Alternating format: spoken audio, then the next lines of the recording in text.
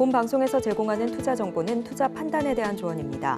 방송에서 제공하는 주식의 가치, 가격 상승 및 하락에 대해서는 방송사에서 보장하지 않습니다. 실시간 정보 브리핑입니다. 시장 참여자들은 미국 연준이 오는 9월에 빅스텝을 단행할 가능성이 높다고 보고 있습니다.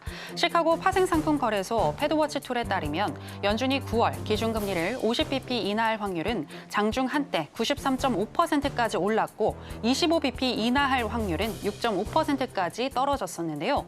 제롬 파월 연준 의장은 7월 FOMC 종료 직후 50bp 인하 가능성에 대해 고려하지 않고 있다고 했지만 입장을 고수할 수 있을지 의문이 제기되고 있습니다.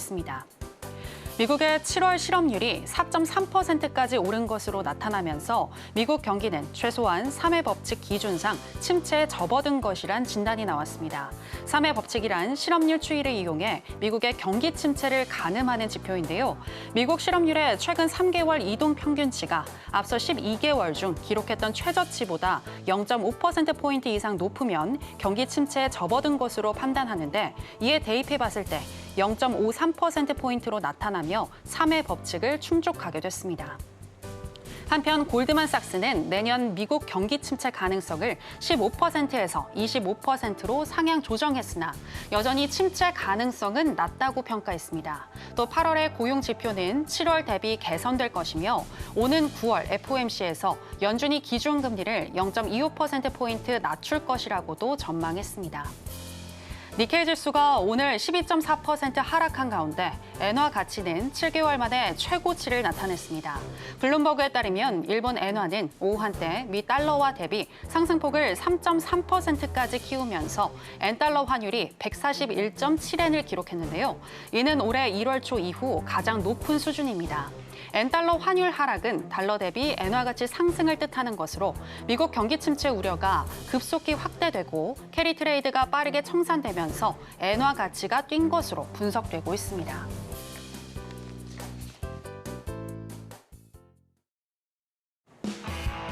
지금은 해선시대. 여러분 안녕하세요. 해외 선물 상황을 가장 빠르게 알려드리는 시간 해선시대 정유현입니다. 현재 미국 시장은 고용 지표가 냉각되게 나오면서 경기 침체에 대한 우려가 더 커진 상황입니다. 여기에다가 엔캐리 트레이드 청산 우려와 또 중동발 지정학적 리스크까지 겹쳐지면서 현재 주요국들의 증시는 폭락 장세가 이어지고 있는데요. 그런 가운데 이번 주에는 다음 주 CPI 발표를 앞두고 다소 쉬어가는 장세가 나타날 수도 있는데 반면 또 현재 경기 침체가 화두로 떠오른 만큼 시장 지표 하나에도 또 민감하게 시장이 반응할 것이라는 의견도 나오고 있습니다. 그런 만큼 저희 해선시대와 늘 함께 하시면서 발빠른 대응법 알아보시면 좋을 것 같고요. 일단 오늘 뉴욕의 3대 지수 하락으로 출발을 했습니다. 그럼 본격적인 시작 전에 주요 경제지표 일정부터 만나보고 오시죠. 해선시대 주요 경제지표 일정입니다. 중국 경제매체 차이시는 7월 서비스업 구매 관리자 지수가 52.1로 전월 대비 0.9%포인트 상승했다고 밝혔습니다. 0.9포인트 상승했다고 밝혔습니다. 이는 예상치인 51.4를 상회한 것이며 유통과 관광 등 중국의 서비스 산업 경기는 19개월 연속 확장 국면을 이어가고 있습니다. S&P 글로벌과 함부르크 상업은행에 따르면 독일의 7월 서비스 구매 관리자 지수는 52.5로 시장 예상치 대비로는 0.5포인트 높게, 전월 대비로는 0.6포인트 낮게 나왔습니다. 유럽연합 통계청 유로스타트는 유로존의 7월 서비스업 구매 관리자 지수가 예측치인 51.9에 부합했다고 밝혔는데요. 경기의 확장과 수축의 기준선인 50을 넘어서긴 했지만 이전치인 52.8 대비로는 0.9포인트 하락하며 4개월 만에 가장 낮은 수준을 기록했습니다. 금융정보서비스업체 마킷이 집계한 미국의 7월 서비스업 구매 관리자 지수는 55로 예측치와 이전치를 하회했습니다. 잠시 후 23시에는 미국 공급관리자협회 ISM이 집계한 7월 비제조업 PMI가 나옵니다. 네, 주요 경제지표 일정 만나보고 오셨고요. 한 주의 시작인 월요일엔 또 어떤 마스터와 함께하는지 먼저 화면으로 보시겠습니다.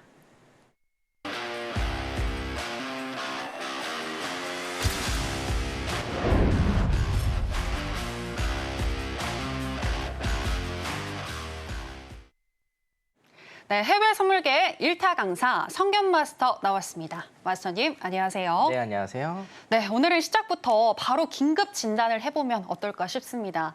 네, 너무 많이 시장이 폭락을 해서 지금 속상하신 분들 많으실 것 같은데요. 인사와 더불어서 어떻게 우리가 대응을 해야 할지 좀 짚어주시죠. 네. 자, 일단 요거 먼저 보시겠습니다. 여러분, 왜 지금 시장이 이런가? 그죠? 왜? 아니, 미국이 지금 굉장히 조금 많이 오르고 있고, 지수 굉장히 좀 많이 올랐고요. 장밋빛 전망, 엔비디아라든가 아니면 구글, 그리고 예전 페이스, 전부 다 지금 지수가 굉장히 많이 오르고 있고, 미국 지수 같은 경우에도 계속 상한가를 계속 치고 있고요. 그죠? 예, 정고 라인을 계속 돌파를 하고 있는데, 왜 이런 현상이 발생하는가에 대해서 궁금하신 분들이 좀 많을 것 같은데, 많다라고 하면 제 방송을 꾸준히 이제 안 들어보신 분이거든요. 경기 사이클에 의해서 지금 제가 말씀을 드렸죠. 경기 사이클에 의해서 지금은 2번 구간이다. 1번 구간이 뭐죠? 금리 인상을 통해서, 금리 인상을 통한 부작용이 이번에 나타나야 된다. 이번에 나타나는 현상이 뭡니까? 최종적으로는 실업률이 올라가서 너무 살기가 힘듭니다라는 이런 소리가 나올 때 뭐예요? 금리 인하를 한다. 이게 피벗이죠. 우리가 흔히 얘기하는. 피벗으로 금리 인하를 여기서 한다. 그래서 이 고통의 시간이 필요하다라고 제가 이게 2023년 초부터 경기 사이클을 여러분들한테 진짜 한 100번 정도는 여기에서 말씀을 드렸습니다. 왜 이런 현상이 발생을 하는가요? 라고 저한테 물어보시면 이런 현상이 발생을 하는 건 당연한 현상입니다. 라고 제가 여러분들한테 말씀을 드릴 수가 있겠고, 여러분들한테 이제 희망을 조금 드려야 되는데, 지금은 냉정하게 따지면 희망은 없어요. 대신 제가 답은 하나 드릴 수 있습니다. 자, 그럼 이게 언제 끝날까요? 라고 물어보시면, 제가 말씀드렸죠? 실업률이 상승을 하면서 사람들이 굉장히 고통받을 때, 이때 끝난다. 이때 피벗을 해서 회복 구간인 3번 구간으로 간다라고 제가 일단은 말씀을 드릴 수가 있겠습니다. 개인적으로는요, 여러분, 제가 이제 조금 이따가도 좀 설명을 드릴 건데, 저는 개인적으로 지금 문제가 경기 침체가 오느냐 안 오느냐가 문제가 아니거든요. 경기 침체가 오는지 안 오는지에 대한 문제는 아니다. 이게 연착륙을 할 것인가 아니면 경착륙을 할 것인가.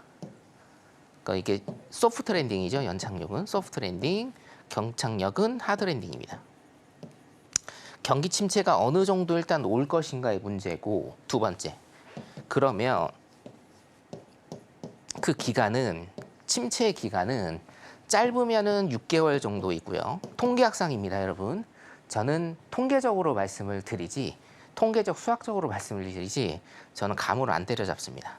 6개월이 걸릴 것인가 아니면 2년에서 3년 정도가 걸릴 것인가. 요 두 가지 문제예요. 자, 그러면 여러분들께서 제 의견을 물어보신다고 하면 저는 다 오른쪽입니다. 하드 랜딩으로 올 것이다. 그 다음에 이건 6개월짜리가 아니라 2, 3년 동안 고통을 받는 이런 경기 침체. 자, 그러면 세 번째가 중요합니다. 이 세 번째가 정말 중요한데, 여기까지 경기 침체라고 하면 세 번째는 뭐냐면요, 이 침체가 과연 경제 위기로 올 것이냐. 자, 이 위기는요, 어떤 위기일지 모르지만 가장 대표적인 게 뭐냐면요, 경제 위기의 대표적인 게 금융이 붕괴되는 거거든요. 예전에 리만 브로더스 사태나 혹은 우리나라의 IMF 사태처럼 금융회사들, 은행일 수 있고요. 미국 같은 경우에는 IB일 수도 있습니다. 투자은행들. 금융위기로까지 오느냐의 문제다. 요 세 가지를 일단은 축약을 여러분들이 하셔야 된다는 거예요. 제가 일단 답을 드린다고 했습니다. 그죠? 자, 왜 이런 사태가 발생을 했느냐? 원인. 그냥 경기 사이클에 의해서 금리 상승, 금리 인상을 지속적으로 했기 때문에 그 부작용이 당연히 나타나는 것이고, 그럼 왜 이렇게 갑자기 나타났느냐고 여쭤보시면 갑자기 나타난 게 아니에요. 제가 항상 경기 침체에는 언제 오피셜하게 올 수 있다? 2025년 1분기에 오피셜로 미국 경제국에서 경기 침체를 선언할 수 있다라고 제가 말씀을 드렸습니다. 그죠? 이제야 이제 경기 침체 뉴스에서 나오고 있는데 요거는 당연한 수순이고, 제가 현물하시는 분들, 현물하시는 분들, 주식하시는 분들한테 답을 드린다고 일단 말씀을 드렸는데 무슨 답이냐면, 여러분 잘 들으세요. 현물하시는 분들은요, 당분간 아무것도 하지 마세요. 네, 아무것도 하지 마십시오. 그게 답입니다. 떨어지는 칼날은 잡지 말라라고 했고, 여기가 저점인 것 같다라고 여러분들이 생각을 하셔도 여기가 저점이 아니에요. 왜냐하면 여러분들 이것만 아시면 됩니다. 경제는 경기 사이클만 아시면 되거든요. 항상 경기 사이클은 이기게 돼 있어요. 왜? 몇백 년, 200년 넘게 지속되어 온 이론이기 때문에. 이게 경기 사이클의 모습이 이렇게 가느냐, 그렇죠? 요렇게 가느냐, 단기적으로. 폭을 크게 가느냐, 아니면 폭이 크면서 장기적으로 가느냐의 싸움일 뿐, 모든 경기 사이클의 모습은 제가 말씀드린 대로, 제가 그려드린 대로 이 곡선의 형태를 띠게 되고, 현재는 뭡니까? 2번의 부작용의 단계다라고 여러분들이 그렇게 정리를 하시면 됩니다. 자, 가장 중요한 것, 제가 내일 이제 화요일날 공개 방송을 하는데 예전 것들도 지금 보여드릴 겁니다. 2023년, 2022년이죠. 2022년부터 제가 말씀드린 것들, 그리고 2023년부터 제가 경기 사이클을 말씀을 드리면서 2022년 핵심적인 거를 말씀을 드렸어요. 2022년에는 제가 뭐를 말씀드렸냐면 실업률을 말씀드렸어요. 실업률. 최고로 여러분들이 주목하셔야 될 지표는 실업률이다. 왜? 경기 사이클의 마지막, 경기 사이클의 마지막에 임팩트를 때리는 게 바로 실업률입니다. 왜요? 기업들이 굉장히 어려워질 거예요. 그렇죠? 기업들이 어려워지면서 여러분들도 이제 사업하시고 장사하시는 분들 그렇겠지만 마지막에 하는 게 정리해고입니다, 여러분. 정리해고. 인건비가 제일 비싸기 때문에 내 가족 같던 직원들을 내보내는 정리해고 수순. 이게 실업률의 끝판왕입니다. 그 실업률을 잘 보셔야 된다고 말씀을 드렸고, 자, 지난주 제가 이 해선의 정답이라는 코너인데, 해선의 정답, 지난주 코멘트, 미국의 완전고용 실업률은 제가 4%라고 말씀을 드렸는데, 지금 실업률이 완만히 올라가고 있는 것을 여러분들이 느끼셔야 된다. 그죠? 실업률이 완만히 지금 올라가고 있었고, 저번 달에 4.1%를 찍었습니다. 자, 4%를 일단 통과했어요. 자, 그러면 이게 어디까지 가야 된다고요? 7에서 8% 정도까지 가야 비교적 연준의 피벗이, 이제 경기를 살리려는 연준의 피벗이 지금 나올 거다. 자, 그래서 통계적으로 실업률 최소한 7에서 8%를 도달해야 내년에 경기 침체를 선언할 수가 있습니다. 이거 선언해야 돼요, 여러분. 여러분들께서 지금 되게 오해를 하시는 게 있는데, 파월이 지금 두 마리 토끼를 잡으려다가 다 놓치게 생겼거든요. 정확히 말씀드리면 파월이 아니라 옐런인데요. 옐런의 책임이 굉장히 큽니다, 지금 여기에서는. 제가 향후에 지금 말씀을 드릴 게 몇 가지 있어요. 키워드를 지금 제가 뽑아왔는데 조금 이따 말씀을 드릴게요. 그 모든 것들은 수순에 의해서 일단은 가야 돼요. 이게 소프트 랜딩, 연착륙을 하려다가 또 욕심을 부린 게 뭡니까? 노랜딩이죠. 침체 없이 경기를 회복시키려고 했어요. 인플레이션과 금리란 두 마리 토끼를, 상반된 토끼거든요. 얘네들은 같이 갈 수가 없습니다. 이거를 다 잡으려다 보니까 지금 이 사단이 또 난 겁니다. 금리요? 금리 동결이요? 금리 인상까지는 좋았는데 금리 동결? 아니요. 금리 인상을 더 했어야 됐습니다. 그래야 빨리 탈출한다니까요. 자, 실업률을 제가 무조건 끝판왕이다, 잘 봐야 된다. 실업률 지금 4.3% 나왔거든요. 제가 키워드를 잠깐 좀 하나 이게 이제 굉장히 중요하잖아요. 그래서 키워드를 제가 즉석에서 뽑아왔습니다. 첫 번째, 네,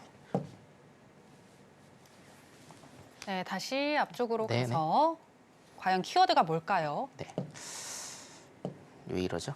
어,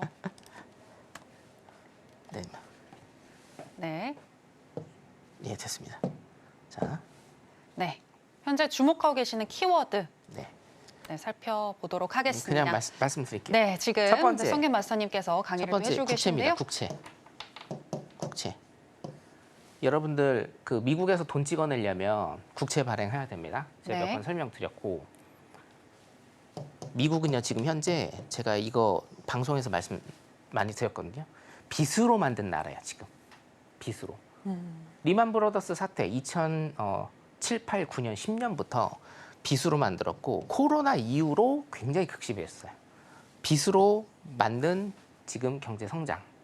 자, 두 번째는 뭐냐면 소비 둔화. 소비 둔화. 여러분들 소비가 미국이 엄청나게 많이 둔화됐습니다. 소비가 엄청나게 좀 많이 둔화됐기 때문에 여러분들 미국은요 지금 GDP가 더 이상 안 오를 겁니다. 보세요. 3분기에. 자, 그 다음에 정부 부채. 이 국채랑 지금 연관이 되어 있는 건데 정부 부채는 엄청나게 많이 늘었습니다. 그 다음에 실업률 있죠? 실업률 지속적으로 오를 거고 옐런의 재정정책 실패. 옐런 재무장관의 재정정책 실패. 시장에 돈을 너무 많이 뿌렸고 여기에 연관된 키워드가 뭐냐면 대선입니다. 대선. 자, 11월 대선입니다. 큰일 났죠, 지금? 돈을 뿌릴래야 더 뿌릴 수가 없어요. 왜? 인플레이션이 지금 아직 다 잡히지 않았고 지금 국채 발행이 지금 너무 많아요. 국채를 계속 발행하면 이게 어디랑 연관되냐면요. 은행하고 또 연관이 됩니다. 지금 제가 말씀드리는 요것들을요. 제가 이번 주 일요일 날 밤 10시에 특별 주말 특강을 제가 할 겁니다. 그때 또 들으시면 돼요. 굉장히 디테일하게 제가 말씀드릴게요. 자, 시장을 올리려면 경기를 더 좋게 하려면 미국은 국채 발행을 또 해서 돈을 풀어야 되는데 여기에서는 두 가지 문제점이 있어요. 첫 번째 민간 차원의 문제점. 요거는 제가 특별 방송에서 해드릴 겁니다. 굉장히 복잡하지만 제가 5분이면 여러분들 다 이해시켜 드립니다. 두 번째 뭐냐면 국채 발행으로 인한 리스크, 은행 리스크인데 실리콘밸리 뱅킹에서 극명하게 이번에 나타났죠.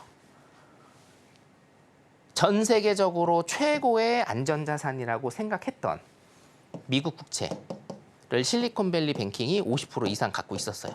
최고로 안전한 자산이었습니다. 근데 어떻게 됐어요? 국채를 너무 많이 발행을 하니 국채의 공급량이 늘었고 공급이 많아지면 가격은 떨어지죠. 네. 국채의 가치가 떨어지니까 미국 국채를 가지고 있는 은행들의 자산이 떨어지는 걸로 나와서 재무제표상 뭡니까? 손해를 본 걸로 나왔기 때문에 뱅크런이 일어나서 실리콘밸리 뱅킹이 이틀 만에 파산을 했습니다. 이게 흑자도산 했다고 제가 말씀드렸죠. 국채를 발행하면 지금 미국에 약 4,000개의 은행 종류가 있거든요. 4,000개 중에 지금 이제 뭐 긴급하게 나온 거기 때문에 이게 통계가 맞는지는 모르겠는데 30% 이상이 무너질 수 있다고 합니다. 지금 국채 때문에. 자, 그 다음에 제조업 부진인데 여러분 시장이 왜 이렇게 많이 하락을 했느냐. 실업률이 높아지고 비농 지표가 안 좋아진 것도 있는데 ISM 제조업 지표가 발표가 났습니다. 그게 46.8%가 났거든요. 50 미만이면 제조업이 굉장히 부진하다라고 여기는 거고 이게 49나 48 밑으로 잘 떨어지지가 않아요. 근데 46.8이 났다는 건 뭡니까? 미국의 제조업도 지금 굉장히 타격을 받고 있다. 제조업이 타격을 받아버리면 어디에서 그 후에 타격을 받냐면 서비스업에서 타격을 받습니다. 네. 나중에. 자, 그 다음에 이거 되게 중요한 건데 여러분. 미국의 신용카드, 개인 신용카드 연체액이 굉장히 많이 늘었다. 지금 이것도 추정치입니다만 한국 돈으로 한 약 한 4,000조 정도. 4,000조예요. 4,000억이 아닙니다. 신용카드 연체액이 4,000조 정도로 굉장히 많이 펌핑됐다. 자, 이 디테일한 것들을 묶어서 제가 일요일 날, 이번 주입니다. 일요일 날 밤 10시에 주말 특강으로 향후 우리가 어떻게 이 시장을 바라봐야 되고 어떤 대책들을 세워야 되는지 해외 선물하시는 분들 그리고 뭐 주식하시는 분들 코인 시장도 오늘 언급이 됐는지 모르겠는데 예. 네, 언급이 됐나요? 주식 시간에? 코인 시장은 완전 폭락했고요. 알트코인은 지금 일주일 새 반에 반토막이 났습니다, 여러분. 자, 이거는 제가 이렇게 좀 명명을 해드릴게요. 예전부터 저를 봐오신 분들은 오바스럽지 않다라고 느끼실 거고 지금 저를 보신 지 얼마 안 됐거나 처음 보시는 분들은 쟤 왜 이렇게 오바하냐 이렇게 말씀하실 수가 있는데 저는 2020년부터 이 자리, 서울경제TV의 이 자리에서 국내 선물과 코스피, 해외 선물 나스닥 지수까지 모든 지수를 100% 다 맞춘 사람입니다. 자, 지금 이 현상은 냉정하게 제가 말씀을 드리면 미국이 제2의 빅쇼트가 올 가능성이 굉장히 높다. 제2의 빅쇼트입니다. 빅쇼트라고 하면 자, 한국 시장에서 여러분들은 뭘 어떻게 하셔야겠냐요? 일단은 아무것도 하지 마세요. 이해되시죠? 네. 시세 보고 제가 다시 한번 짚어드리도록 하겠습니다.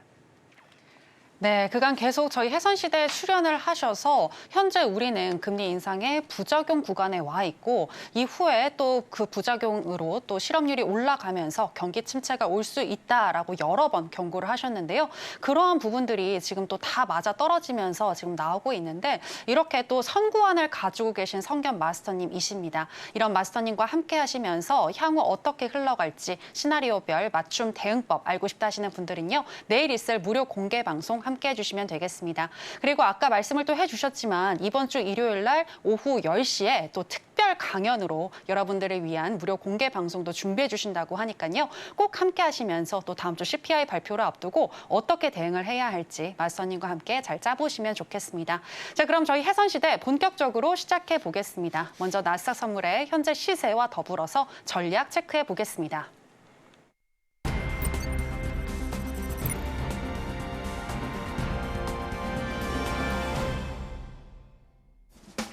네, 나스닥 선물 차트 살펴보시겠습니다. 개장 전에 17,351선까지도 흘러내렸었던 나스닥 선물인데요.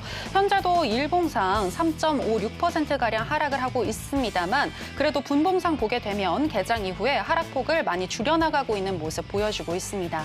ISM이 집계한 서비스업 PMI가 발표되고 나서 소폭이지만 우상향하는 흐름이 나타났고요. 또 11시에 ISM이 집계한 7월의 비제조업 PMI가 예측치에 부합하게 나오면서 장대 양봉이 나오기도 했는데요. 그래서 11시 2분경에는 18,112선까지 터치를 하기도 했습니다. 그리고 이후에는 또 다시 우하향하면서 현재 시점에서는 3.52% 정도 하락한 17,902선 지나가고 있습니다. 자, 그럼 현재 시점에서 우리는 어떤 대응이 필요할지 알아보도록 하겠습니다. 네, 마스터님, 일단은 지금 비제조업 PMI가 발표되고 나서 조금은 또 하락폭을 줄여가는 모습인데 어떻게 보시나요? 네, 차트 잠깐 기술적으로 볼게요. 예. 기술적으로 보면 지금 데드크로스 여기에서 나왔죠. 데드크로스 나온 다음에 제가 라인을 하나 조금 그려드린 적이 있는데 이 라인입니다. 요거 이제 지지를 못하면 사실 밑으로 어디까지 뚫려 있느냐가 문제인데 여러분. 물론 이제 여러분들은 여기 지지 라인 여기 한 군데 그죠? 지지 라인 지지 라인 이렇게 지지 라인 보실 수가 있어요. 이렇게 좀 크게 제가 볼게. 네. 지지 라인을 일단 좀 그어드리면 여기 지지 라인이 하나가 보이고 여기서도 일단 하나 있고요. 여기서도 하나 있고 지지 라인은 일단 많습니다. 근데 지지 라인은요, 여러분 되게 많아요. 왜냐? 계속 올랐으니까. 지지 라인은 형성이 많이 되고 저항 라인은 형성이 당연히 안 되는 거겠죠. 근데 저 같은 경우에는 지금 어디까지 보냐면 요것도 이제 제가 원래 주말 특강 이번 주 주말 특강에서 이제 자세히 좀 다뤄드릴 건데 10484 라인이 굉장히 중요한 라인이에요. 최저점이기도 하고 이거를 지금 두 번이나 깨지 않았거든요.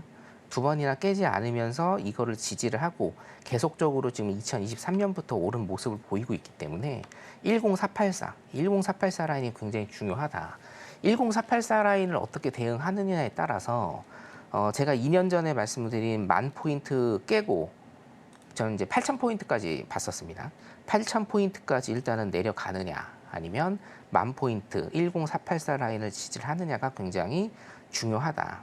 여러분들 지금 같은 경우에는요. 매매 스킬을 제가 일단은 좀 말씀을 드리면 지지저항을 보시는 거는 이제 제 방송이니까 저의 국한에서 일단 말씀을 드릴게요. 지지저항 보시는 거는 조금 지양을 하셔야 될 수도 있습니다. 왜냐하면 이게 다 뚫어버리거든요. 특히나 지금 골드 잠깐 볼게요. 골드랑 조금 연관을 시켜서 보도록 하겠습니다. 골드 일봉 보셔도 여러분들이 이렇게 생각하실 수가 있어요. 아니, 나스닥하고 디커플링 되는 걸로 알고 있다. 그리고 지금 만약에 경기 침체가 온다라고 하면 골드 같은 경우에는 안전자산이기 때문에 수요가 더 많이 올라서 가격이 올라야 되는 거 아니냐라고 여러분들이 착각을 하실 수도 있고 이렇게 얘기를 하시는 분들도 이제 그 TV 출연하시는 분들 중에 있거든요. 근데 그거는 일단 경험이 굉장히 조금 없는 겁니다. 우리가 이제 항상 그 학습 효과라는 게 있잖아요. 학습 효과를 제가 빗대서 말씀을 드리면 코로나 팬데믹 때 이미 우리는 학습을 했어요. 무슨 네. 학습을 했느냐? 달러 빼고 다 하락합니다. 이유는 이제부터는요. 이 매도장은 매수장하고 매도장하고 여러분들 다릅니다. 매수장은 수치에 의해서 우리가 매매를 한다고 하면 매도장은 뭐에 의해서 일단은 매매를 할 것 같으세요? 혹시? 그 질문이 사실은 굉장히 좀 갑작스러운데 네네. 제 기준에서는 매수장과 매도장 굉장히 다르다고 항상 말씀을 드리거든요. 네네. 매수장은 수치에 의해서 지표 가는데, 말씀하시는 거죠. 예, 그렇죠. 전자지표. 수치, 예, 지수나 수치에 의해서 매수를 이제 타고 그러는데 예. 매도장은 뭐에 의해서 움직일까라고 이제 질문을 제가 드리면 조금 어려울 수는 있습니다. 수급인가요? 오케이, 좋습니다. 네. 그런 태도 아주 좋아요. 네, 그런 답변 아주 좋은데 매도장은요, 여러분 심리입니다, 심리. 매수장에서 수익이 안 나는 이유를 제가 말씀을 드렸죠. 이 정도까지 올랐는데 떨어지지 않을까? 이 정도까지 올랐으면 조정받지 않을까라는 생각에 타이밍을 놓치게 됩니다. 타이밍을 놓치고 한 달, 두 달 있다가 뒤돌아보면 예. 굉장히 많이 올라 있어요. 그렇기 때문에 매수장에서는 수익을 내기가 굉장히 힘들어요.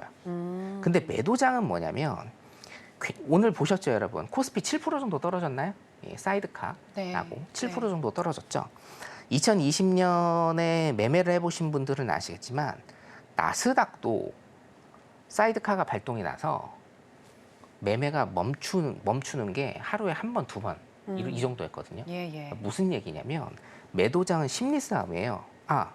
지금 무슨 일이 일어났나? 무슨 전쟁이 일어났나? 혹은 나 이거 갖고 있으면은 내 거 다 손해나는 거 아닌가? 라는 생각에 본전이라도 건질 생각으로 다 던져버립니다. 이게 매도장이에요. 그래서 지금 같은 상황은 지금 조금 이제 패닉 상태예요, 사실은. 그죠? 예. 아니, 코스피만 해도 7%가 떨어졌으면 패닉 상태 맞습니다.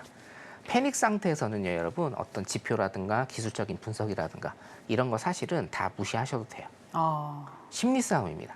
심리 싸움이기 때문에 다 던져버립니다. 공포심에 쩔어서. 골드 얘기를 제가 왜 하냐면, 자, 달러와 나스닥 지수와 디커플링이 되는 게 맞아요. 평소에는. 예. 근데 오늘 그러면 떨어진 게 이해가 안 되실 거예요. 금요일도 지금 차트 보시면 목요일, 금요일, 월요일 다 떨어졌습니다. 굉장히 큰 폭으로 떨어졌죠. 네. 이거 지금 경기 침체가 온다라고 하면 금은 안전자산이기 때문에 수요가 더 많아야 돼요. 수요가 많으면 가격이 올라야 돼요. 네. 안 오르고 굉장히 많이 떨어지죠. 네네. 왜 떨어지겠습니까? 그냥 다 던져버리는 겁니다. 왜? 공포심에. 그래서 골드도 지금 떨어지는 거고 골드도 그래서 뭡니까? 일단은 지수하고 똑같이 매도 쪽으로 보시는 게 맞아요. 그러니까 나스닥이랑 골드랑 제가 일단은 전체적으로 일단 설명을 좀 드리고 있습니다. 자, 그래서 나스닥으로 일단 다시 넘어오게 되면 나스닥 같은 경우에도 지금 3분봉이 있고요. 이거 분봉 보시는 거는 지금 큰 의미는 없고 월요일 날 예. 일봉상으로 보면 지금 다 이탈했거든요. 데드 크로스 나왔고요. 5일선과 21선 데드 크로스 나왔고 우리 뭡니까? 이 지금 그물대도 전부 다 이탈을 했어요. 물론 이제 꼬리가 말리고는 있습니다만 반발 매수세라고 일단 좀 보시면 되겠습니다. 기술적 분석으로는 밑으로 내려갈 자리 17,100 라인 정도 제가 딱 집어드리면 17,110 라인 정도네요. 17,110 라인 정도에서 일단은 이 공포가 멈추고 다시 옆으로 횡보 박스를 치느냐의 문제. 17,110을 일단은 넘으면 여기입니다. 16,330포인트. 제가 16,330포인트 정도 되나요? 저가가 16,334였으니까 예. 16,330포인트까지 계속적으로 일단 열려 있다. 일단 보시면 되고, 이게 무슨 역V자 반등으로 계속해서 하락할 것이냐라고 이제 만약에 저한테 물어보시면 역V자로 하락하지는 않아요. 근데 여러분들 이걸 아셔야 돼요. 자, 지금 2023년부터 초부터 지금 1년 반 동안 올린 거요. 네. 이거 한 2달이면 다 밑으로 회귀합니다. 왜요? 아, 매수는요, 굉장히 오래 끄는 게 매수고요. 매도는 스피드 싸움입니다. 그래서 이게 만약에 제가 말씀드린 대로 키워드 잡아드렸죠. 더 이상 미국의 GDP가 오르지 않고 신용카드 문제 터지고 소비의 문제 터지고 실업률의 문제가 터지게 된다라고 하면 어떻게 돼요? 이 밑으로 이제 현물 가지신 분들한테는 사실 죄송한데 이제 헬라인이고 헬이고 네. 사실은 해외 선물 하시는 분들은 매도장에서 큰 수익을 내실 수가 있죠. 네. 매도 포지션 타면 되니까. 그래서 사실은 주식 하시는 분들도 해외 선물로 해칭을 하셔야 되는 겁니다. 이런 장 때문에. 예. 주식 하셔가지고 지금 돈 뭐 수익 많이 내셨나요? 매수장에서는 원래 수익 잘 못 내요, 여러분. 예. 진짜는 매도장에서 수익을 내시는 겁니다. 짧은 시간에. 그래서 이거 지금 1년 반 동안 올린 거 이거 내리는 거는 2달 정도밖에 안 걸립니다, 여러분. 예. 만약에 오피셜하게 경기 침체가 일단은 공식화 된다라고 하면 10484 라인입니다. 10484 라인까지는 충분히 열려 있고 여기에서 어떤 액션을 취하느냐에 따라서 네네. 제가 계속적으로 2년 전부터 말씀드렸던 10,000포인트 하락 후에 8,000포인트까지 가는지 요거 일단은 장기적으로 일단 그렇게 보시는 게 낫겠다. 자, 제가 아까부터 계속 설명드린 거 종합적으로 점검을 해보면 예. 경기 침체가 오느냐 안 오느냐의 문제는 아니다.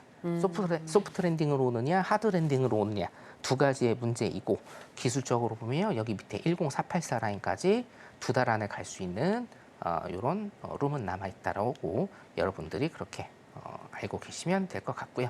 해선하시는 분들은 이게 사실은 이게 많이 암울하잖아요. 주식하시는 분들의 인구가 굉장히 많기 때문에 네네. 웃고 떠들 수는 없습니다만 해선하시는 분들은 소위 얘기해서 매도 포지션 때리시면 됩니다. 그러니까 수익을 그만큼 더 많이 내실 수 있고 주식하시는 분들도 해칭 전략으로 일단은 사용을 하셔야 될 것 같고 여러 가지 기술적 분석과 기본적 분석에 대한 것들을 제가 이번 주 일요일 날 말씀을 드릴 테니까 들어오셔서 많이 들어주시면 될 것 같습니다.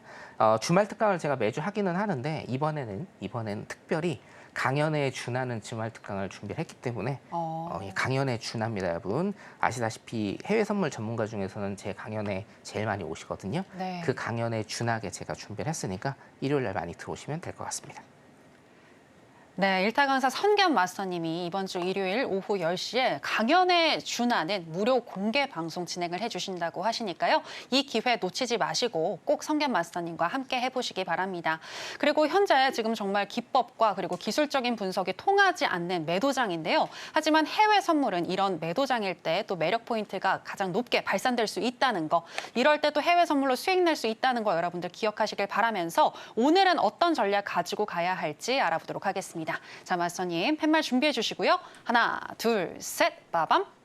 매도 사인 주셨습니다. 네, 나스닥은 일단은 제가 설명은 다 드렸기 때문에 네네. 간단하게 요거 매도냐 매수냐 요것만 일단 잡고 가보도록 하겠습니다. 네. 그러면은 매도로 네네. 일단은 정리를 해보도록 하겠고요. 네, 이렇게 나스닥 전략은 매도로 주셨고요. 그럼 크루드 오일 현재 시세와 더불어서 또 전략도 체크해 보도록 하겠습니다. 네, 크루드 오일 선물 차트 살펴보시도록 하겠습니다.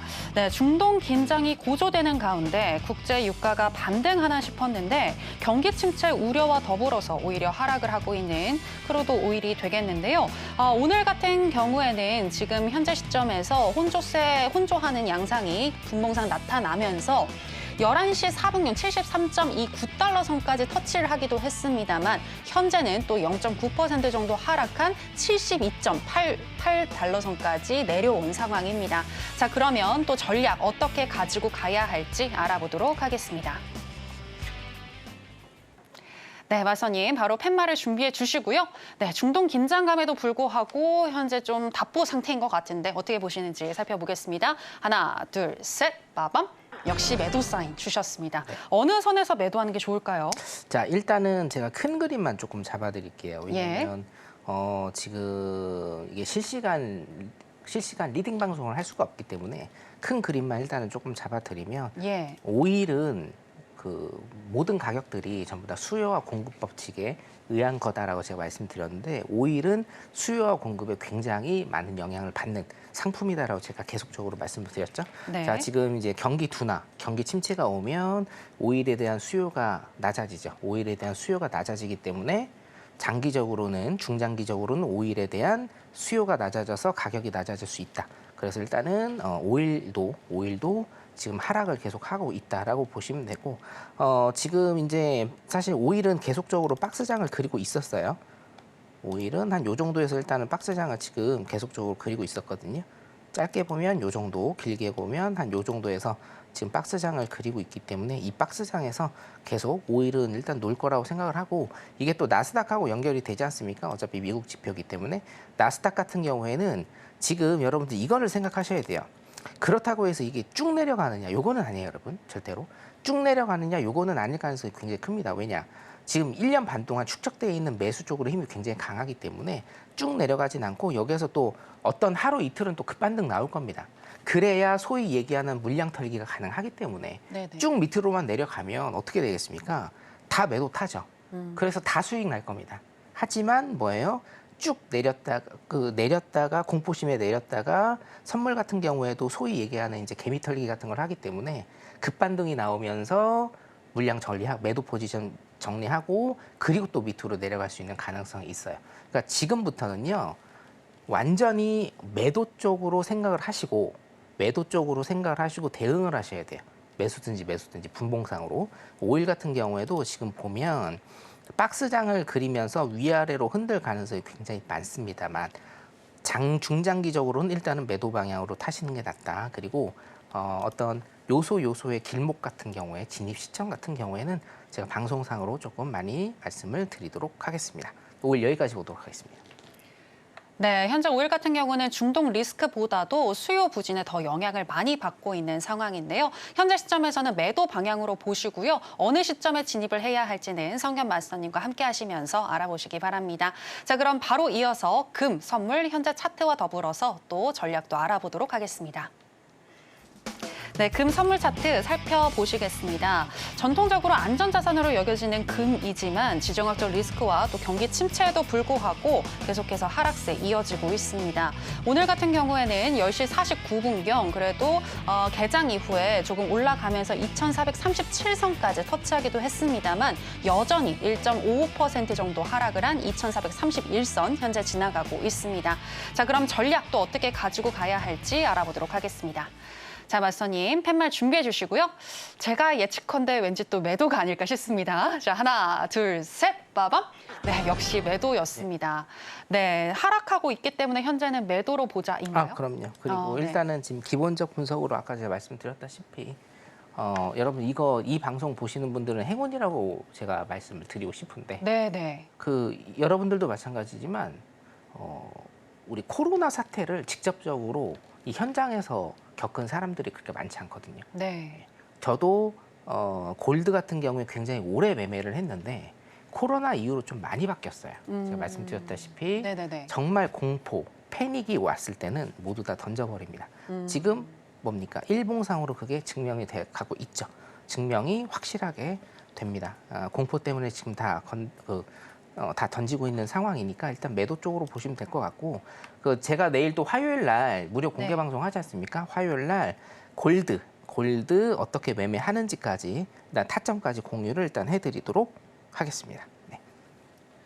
네, 공포로 움직이고 있는 현재 시장인데요. 지금 시점에서는 매도 관점으로 보자라고 역시나 얘기를 해주셨고요. 골드 어떻게 매매할지는 내일 무료 공개 방송에서 또 진행을 해주신다고 하니까 내일 있을 무료 공개 방송 잊지 마시기 바랍니다. 자, 그리고 또 여러분들을 위해서 오늘 강의를 준비해 주셨다고 하는데요. 마스터님 어떤 내용일까요? 네, 제가 일단은 지금 시장을 어떻게 보고 있었는지 하고 향후에 여러분들이 속지 말아야 될 거를 조금 간략하게 말씀을 좀 드릴게요. 네. 자, 여기 보시면 이게 2년 전이었는데요. 자, 2022년 6월 23일이었습니다. 22년 6월 23일.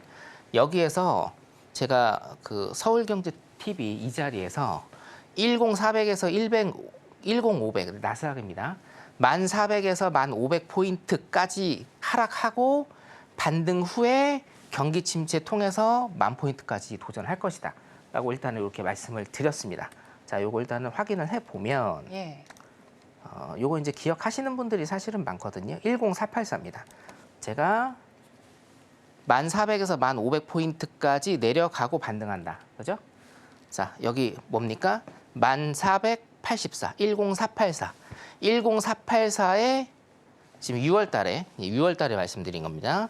그래서 2022년 10월 달 4개월 후에 10484, 1400에서 1500 라인이죠. 거기까지 찍고 반등 후에 경기 침체 후에 10,000포인트 도전한다라는 겁니다. 자, 그러면 저는 항상 뭐 뒤에 말씀을 드리는 게 아니라 최소 3개월에서 6개월 전에 시장의 흐름에 대해서 일단은 말씀을 드리는 사람이기 때문에 이때 쭉 오르고 자 10484까지 찍고 위쪽으로 쭉 오르고 경기 침체 오피셜로 동반하면 10,000포인트까지 떨어진다. 요것만 제가 입증을 지금 해드리면 돼요. 그렇죠? 그 다음에 요거는 제가 2022년에 10월 달에 이렇게 갈 거라고 제가 예상 차트를 그려드린 겁니다. 자, 10484 라인 후에 10484를 건드리지 않는 두 개의 저점 형성.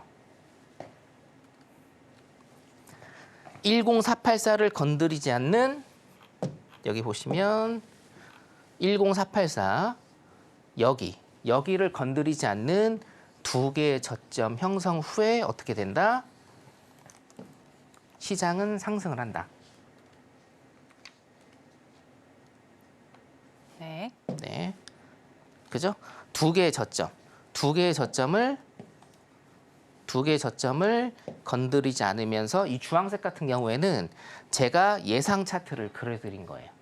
나와 있는 차트가 아닙니다. 제가 그려드린 겁니다. 언제요? 10월 달에. 11월 달에 제가 그려드렸습니다. 이렇게 해서 그대로 갔습니다. 요거 같은 경우에는 지금 제가 뭐를 말씀드리려고 하냐면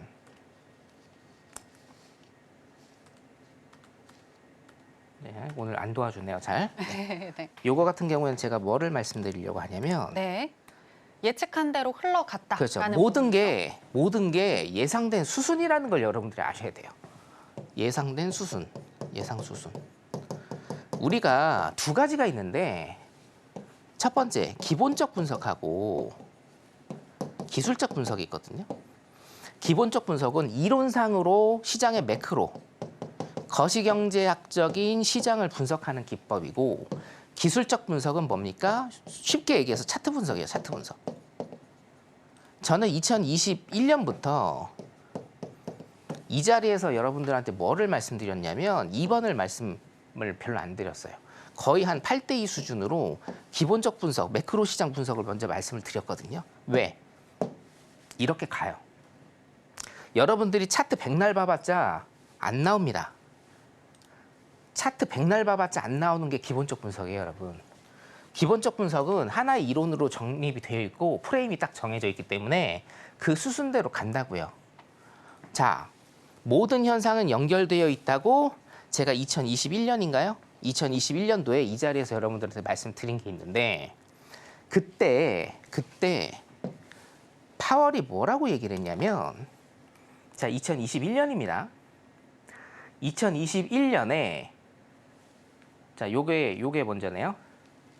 파월은 2021년 8월 달입니다. 테이퍼링 언급에도 금리 인상은 선을 그어. 자, 테이퍼링이 뭔지 모르시는 분들은 제 일요일 날 강의 들으시면 됩니다. 금리 인상 선 그었습니다. 금리 인상 안 한다고 했어요. 그리고 어떻게 됐습니까? 그리고 뭐예요? 이게 두 번째입니다. 이르면 11월 중순부터 혹은 뭡니까? 자산 매입 축소를 하겠다. 이게 무슨 얘기냐면 제가 이거 정리를 해드릴게요. 자, 인플레이션이 많이 오릅니다. 인플레이션이 발생을 하면 금리 인상을 해요. 그죠? 그래서 인플레이션을 누릅니다. 금리 인상을 하기 전에 한 가지 기술적으로 하는 게 뭐냐면 테이퍼링이에요. 테이퍼링. 시장에 들어가 있는 돈을 시장으로 공급되는. 자, 금리 인상은 뭐예요? 시장에서 돈을 빨아들이는 거고, 이해되시죠? 시장에서 돈을 빨아들이는 게 금리 인상이고요. 자, 이전에 시장에 들어가는 돈을 줄이는 거. 자, 시장에서 돈을 빨아들이는 게 아니라 첫 번째, 시장에 들어가는 돈을 줄이고 두 번째 뭡니까? 이게 안 통하면 두 번째 쓰는 게 뭐예요? 시장에 있는 돈을 빨아들이는 겁니다. 이해되시죠? 무슨 얘기인지. 그 첫 번째, 시장에 들어가는 돈을 줄이는 게 테이퍼링이고 이게 테이퍼링이 안 통했을 때 시장에서 직접적으로 돈을 빨아들이는 것. 이게 뭐예요? 금리 인상입니다. 자, 그래서 제가 예측을 했던 게 2021년에 테이퍼링을 시행을 한다라고 했어요. 테이퍼링을 시행을 한다라고 했어요. 이거는 뭐냐면 금리 인상을 한다는 얘기예요. 근데 파월은 그때 뭐라고 얘기했어요? 테이퍼링을 시행함에도 불구하고 금리 인상 안 한다로 선을 그었다라고 제가 기사 보여드렸죠. 8월입니다. 그게 2021년 8월. 여러분 이제는 그 페드의 말, 옐런의 말을 다 믿으시면 안 됩니다. 뭐를 믿으셔야 되냐? 뭐 저를 믿어야 된다? 아닙니다. 시장의 이론을 믿으셔야 돼요. 시장의 이론. 자, 테이퍼링과 금리 인상으로 제가 이때 21년에 주말 특강을 했습니다. 그 다음에 뭡니까? 디폴트.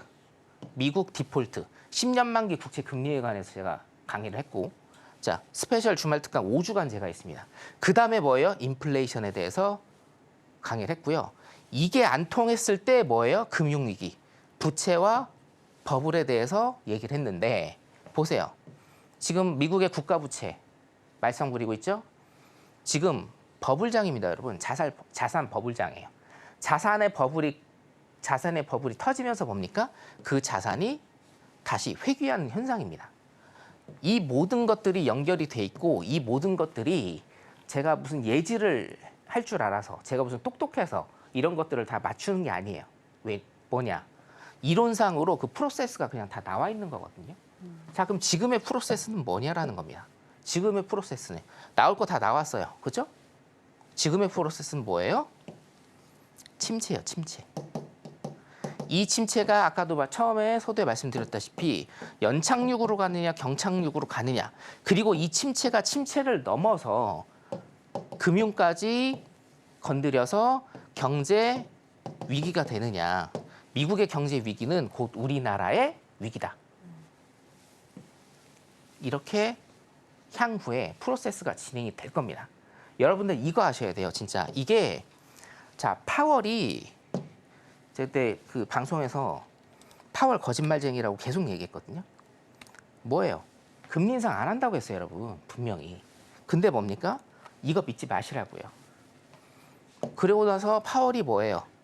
3월에 금리 인상 한다라고 발표를 한 거예요. 그러니까 믿으시면 안 돼요. 이론을 믿으세요, 이제는. 기본적 분석에 대한 이론을 믿으시고 시장의 매크로 분석을 믿으셔야 됩니다. 제가 말씀드렸습니다. 방금 전에.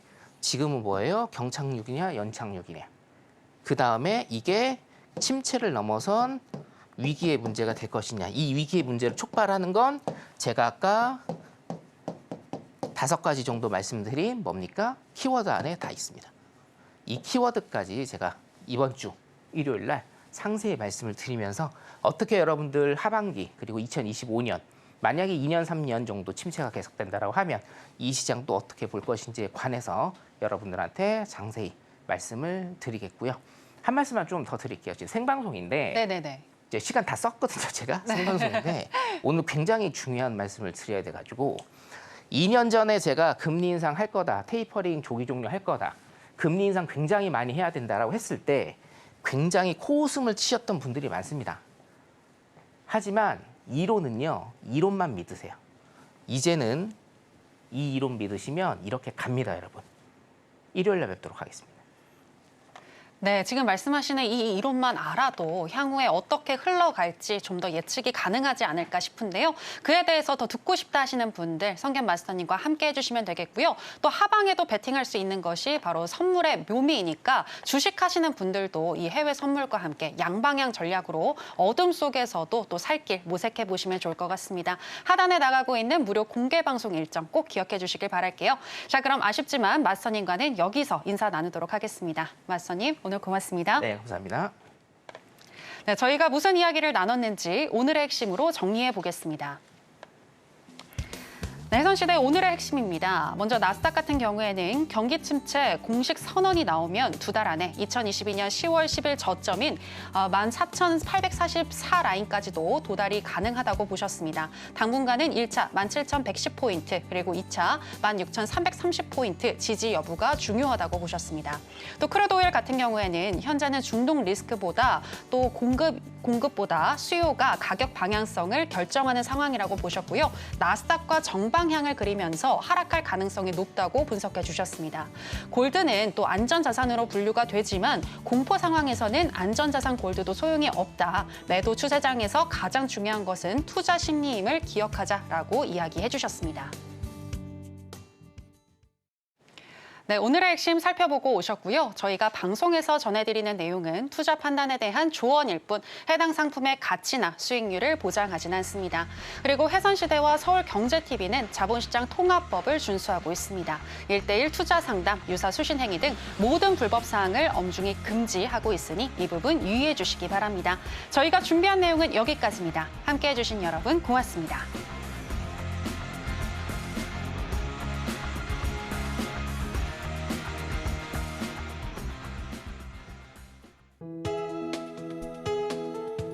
본 방송에서 제공하는 투자 정보는 투자 판단에 대한 조언입니다. 방송에서 제공하는 주식의 가치, 가격 상승 및 하락에 대해서는 방송사에서 보장하지 않습니다.